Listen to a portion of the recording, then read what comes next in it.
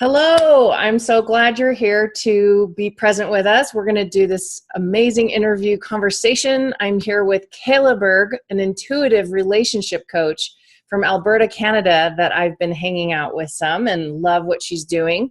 And I want to say, Kayla, yay, you're here. Yay! Thanks Yay! so much fun.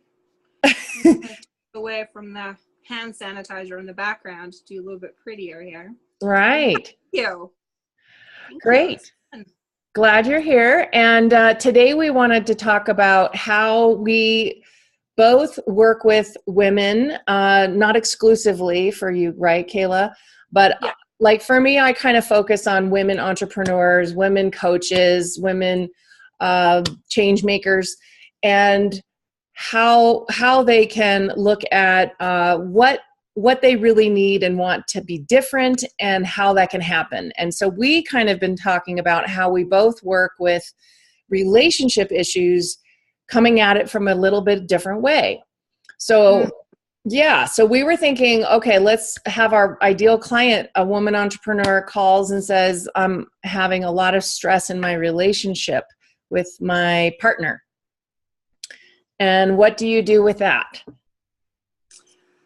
Oh, that is so common, and that's typically where it begins. And from there, what I have a gift of being able to dive into the energy of relationships and seeing the threads and tendrils of the situation and how that kind of gets interwoven into other areas. And so with something like, oh, I'm feeling stressed and I'm not too sure what to do, I would start in on very specific questions. Like, what is the number one thing that's driving you the most insane? Because from there, it all weaves out, and you can get to the heart of it in like 4 or 5 different places and affect real change that way.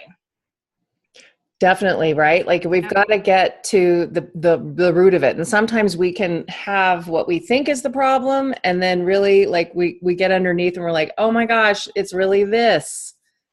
So well, exactly. The stress is usually just a symptom. The problems are usually just the symptoms of something that's deeper, that's underlying. It's usually older, like it's usually really annoying old wounds that we experienced like in grade 2 or something that just seems so benign, or an unkind word from someone that's just translated into this energetic and kind of behavioral pattern that we just keep going and going and going with.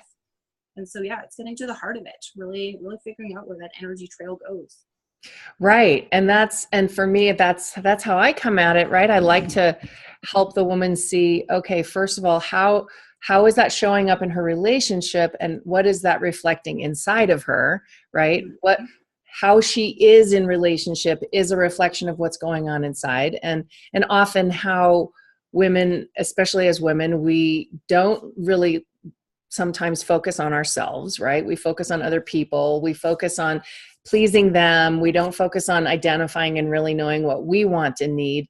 And so there's like a level of self-neglect that happens there.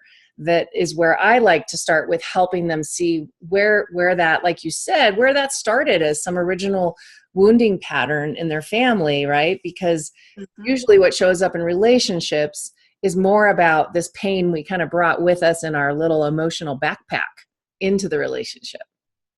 Absolutely, 100%. It's often very old, and sometimes not. Like, very surprisingly, it's new. It's like it's new pattern that we've experienced as we're shifting and changing in this world. I mean, becoming an entrepreneur when you're in a relationship is kind of like throwing in a little bomb.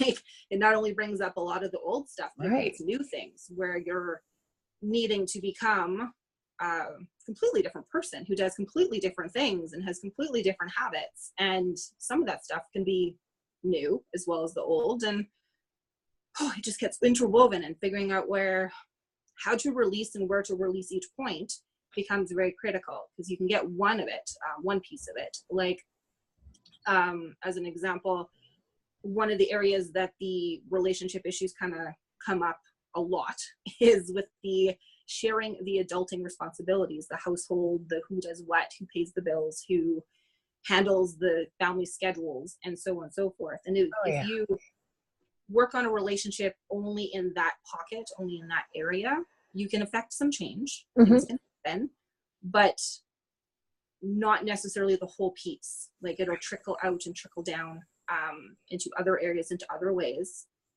in new and old and possibly future problem ways. It's all very complex and very fun to kind of look at and untangle.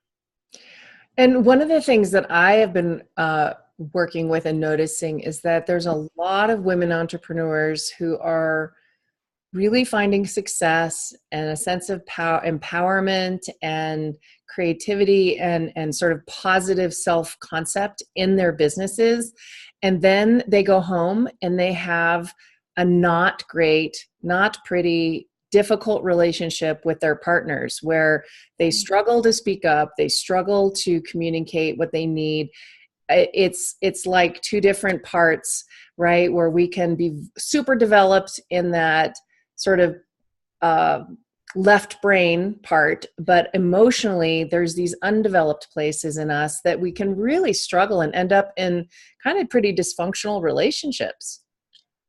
So much so, very much so. You see that? Yeah, very much so. There's emotional stuff, and that ties in with the energy as well, when all of those emotions are popping up and you're not sure why or how, or anyway, it's tied together, energetic emotions. And yeah, there are a lot of really amazing women who are killing it out there in the online business community, or even brick and mortar business community, who are not enjoying their relationships and yet not feeling like they can speak up or say what they need to say. I feel it's a very old energy pattern of, I see in images a lot, and I usually get this image of their partner being more dominant or larger energy wise, and like in front of them, and them feeling like that's how it has to be, like that this person needs to be dominating their home life or their space. And it's not in a necessarily what's the word I'm looking for? Positive. Yeah, it's not necessarily. Yes, thank you. Got it. I was getting that image. Yeah, it just, you can feel the energy of it, the presence of that energy in in their lives, and just how there's a dichotomy that exists with it, like really successful, powerful over here, feeling pretty small and a lot powerless down here. And and it's painful. It is. It is. And for me, it feels like kind of like there's the place where it's usually a lineage within our family of women, struggling to find their voice, to find their truth, their power. And then of course we have the lineage just as women in the face of the 3,000 or more year old patriarchy, where that was sort of the place, right? We were put in that place of like, you're less than, and we're having to really own that in us, right? To step out of that in ourselves. Because for me, I feel like I've carried around this little inner patriarchy in my head, that's kept me down, that's kept me like, don't shine too bright kind of thing. And so it really is such a powerful time right now as women for us to do this internal work, not only for ourselves, but for women as a whole on the planet. It's kind of how I feel. Absolutely. You heal this within your home first. This issue needs to be, or this patriarchal energy can be healed in your home first, should be healed in your home first before it can ripple out. And it does ripple out in really big and amazing ways. I mean, the more you can show and just live in that space of having that equality, of having stepped up and having that equal partner, and knowing that you have the support and that you have each other back, as opposed to somebody that you also have to take care of, or somebody that you have to manage and help emotionally along, tugging them. So how do you work with a woman who is nervous about, say, bringing up the sharing of the chores, and when she's tried in the past she's kind of gotten that energetic or even real response of like, I'm tired, I work, I do my part, that's all I can do, kind of resistance. How do you work with that, Kayla?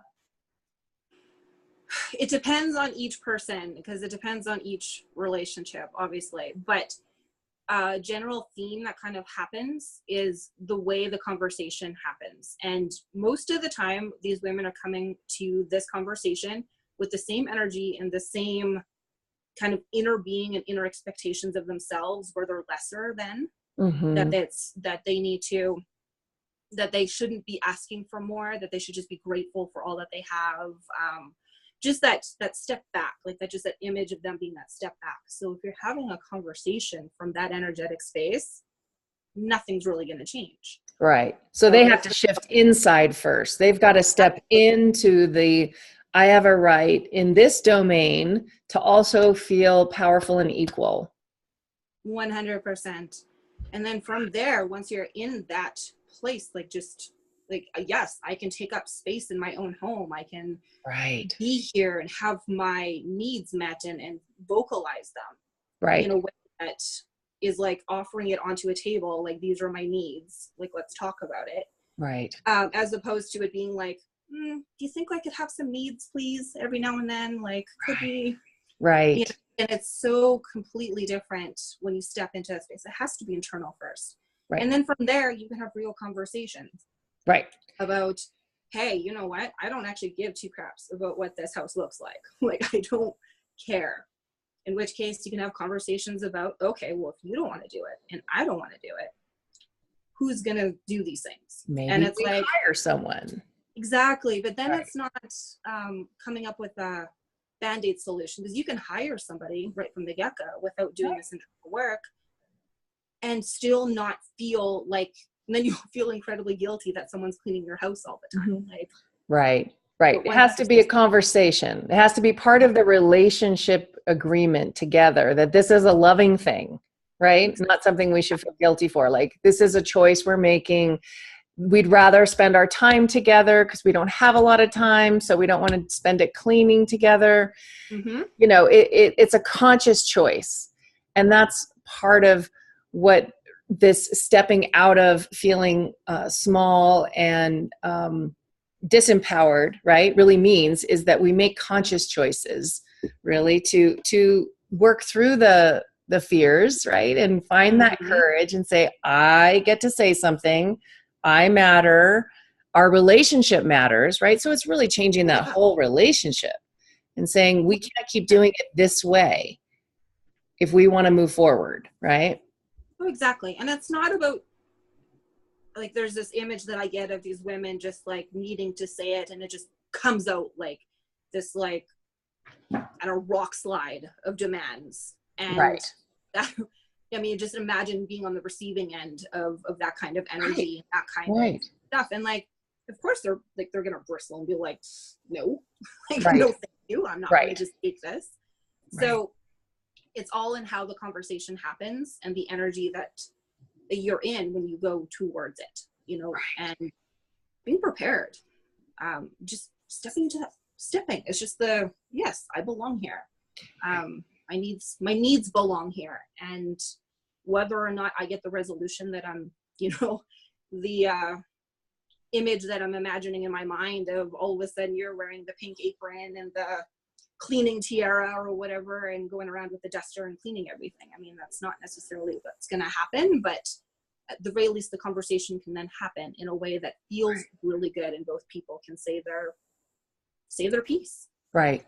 Now, sometimes relationships don't have a lot of room to move forward because, say, a woman is in a relationship that's emotionally abusive. Maybe her partner has more severe mental health issues.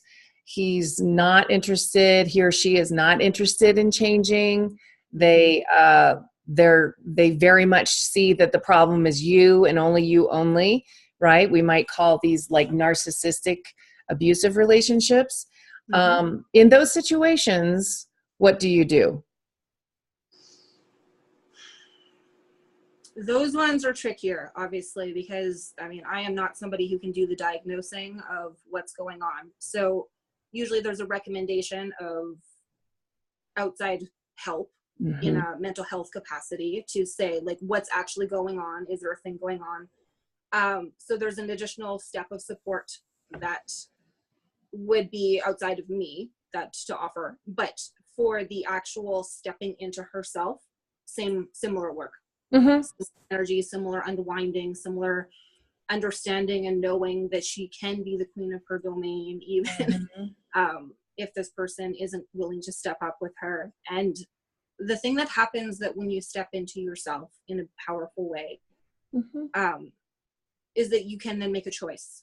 Right. Is this what I truly want? Is this going to be sustainable for me long term? Is this person ever going to meet my needs in any kind of a way, or am I going to be constantly training myself to meet theirs? Right. And then go ahead. And then those conversations can happen. Right. But it's like the courage to be honest and really self-reflect and get that clarity about the reality of the situation. And it is so much trickier to step into your power when you're in a relationship like that, because sometimes there's no room for that to happen, and you're going to have to actually step out of the relationship in order to do that. It's different for every situation. And it is definitely important to get as many resources and support for yourself in that situation, because you're not alone. There's thousands and billions of us as women who've been in those situations, myself included.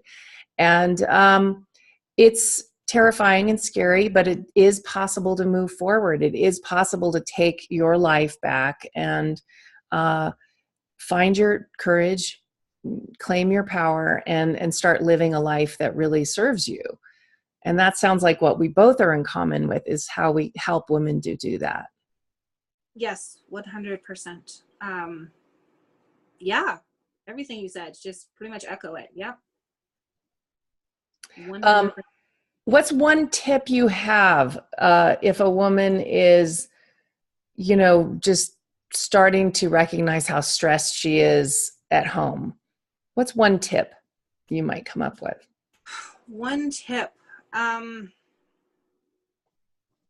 breathe. It sounds so incredibly simple, and it is, but it's to breathe. And that isn't just physically taking a breath, but it's creating tiny little increments of space to allow that breath to continue throughout the day, the week, the months. Is one of the things that happens so often when you are feeling so stressed and just so squeezed by a stressful relationship or anything, is that it's really hard to even find the room to take a deep breath to decide anything. Right. And so to just breathe first. And it's that really deep, caring breath. Like you can even just imagine that a really amazing person in your life is like standing behind you and like rubbing your back and just being like, and just breathe for a minute. Just breathe. And that's pretty much the first step, is to, in anything, is to take care of yourself in the tiniest incremental way, and then to increase more and more space. That's great. More water. That's great. Yeah. What popped in my head is that pause. Even if it's, you get home and before you rush in, you sit in your car and you ground yourself, you breathe, you center, and you sort of self-talk about how you're going to take care of yourself tonight when you go home. What is the one thing you can do? And even if you get in the door, you can like, okay, I got to use the restroom. And then you go in the bathroom and you take a moment for yourself. It's all in that pause that gives us a little space to have choice about, like you said, showing up. And I love breath. I teach breath a lot because it's so powerful in the Kundalini lineage that I've studied in and teach from. So I love that, because that's what we don't do. And the breath is not only that pause, but it actually it gives us the energy that's in the air. We don't live on just oxygen. We live on the pranic energy that's in the air. And so when we are holding our breath in tension, we're literally like depriving of our brain and body of having the energy it needs. So that breath can be so like, yeah. And then there's all the different kinds we can do that can help calm our nervous system down, help us focus, help us even feel more at ease and open in our heart. So, Yeah, beautiful. what you have an offering that you want to put out to our audience today? Yes? Yes, I do. So I get to, in this lifetime, enjoy a very special gift where I can follow the tendrils of the energy in the relationship just from simple conversations that we have together on the phone. And I call them relationship energy readings. And what we do is we just get on the phone and we talk about some of these stressors going on, and we can follow the tendrils and figure out where the energy is at and steps forward. I mean, breath is one step, but there's more, and it's individual to you. And yes, if you would like to get on the phone with me for one of these free complimentary relationship energy readings, then you can just send me a quick email, info@kaylaberg.com, or I'm sure we can attach something on the shared. Oh, yeah. We'll put it down below, but Kayla Berg, KaylaBerg.com. Mm-hmm. And thank you so much for being with me today and talking. It's been fabulous. And feel free to reach out and put any comments or questions, and we'll get back to you as soon as we load it onto Facebook. Kayla's going to take a copy and put it up on hers so that we can reach more of you, and really appreciate having this time together. So wish you well, and we'll be in touch. Thank you so much. It was so great to get to connect like this, and I love our conversations. So thank you. Thank you.